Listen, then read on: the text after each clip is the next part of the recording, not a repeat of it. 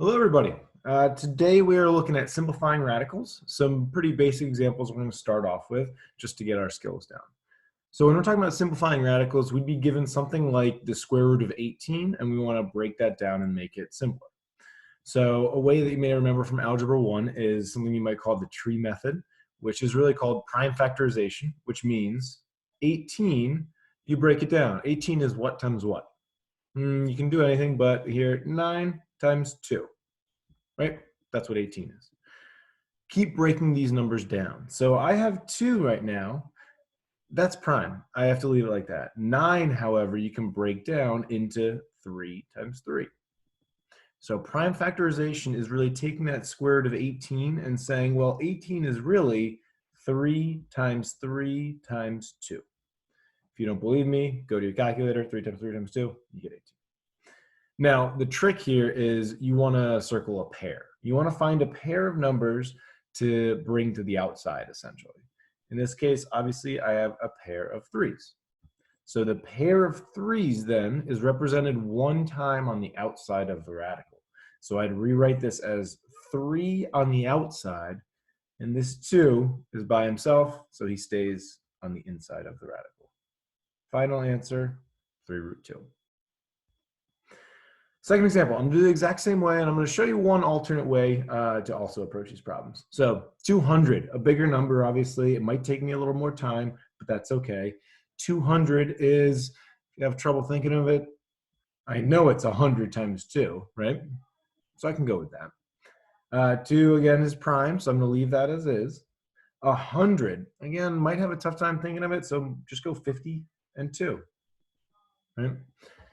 Okay, 50 I can definitely break down still. 50 is 5 times 10, and then 10 is 5 times 2.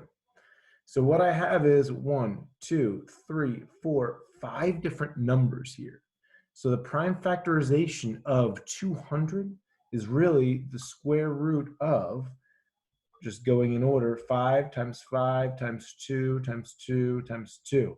If you're ever unsure, type that into your calculator. You should get that original number.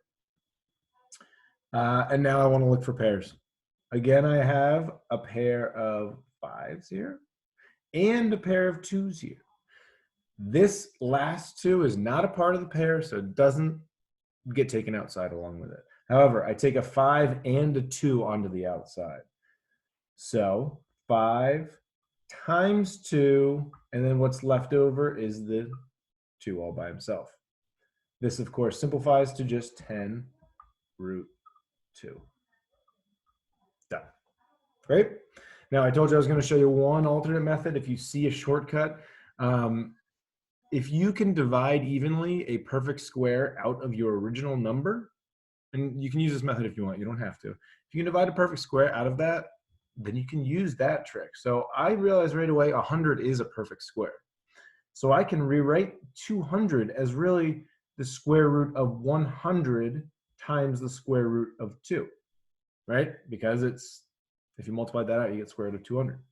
Now, because I know the square root of 100 is just 10, I can rewrite that as 10 and leave root 2 as root 2. Notice, same answer. An alternate way to get there. Okay?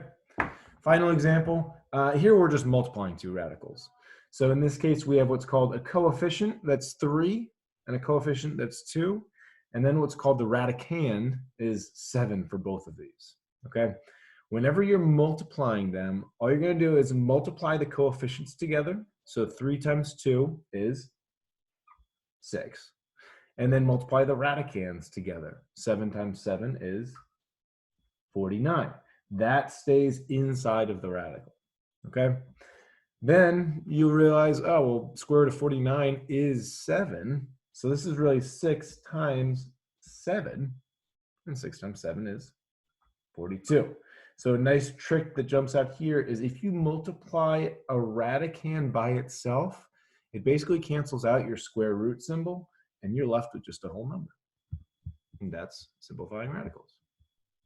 If I can get this thing to stop, we'll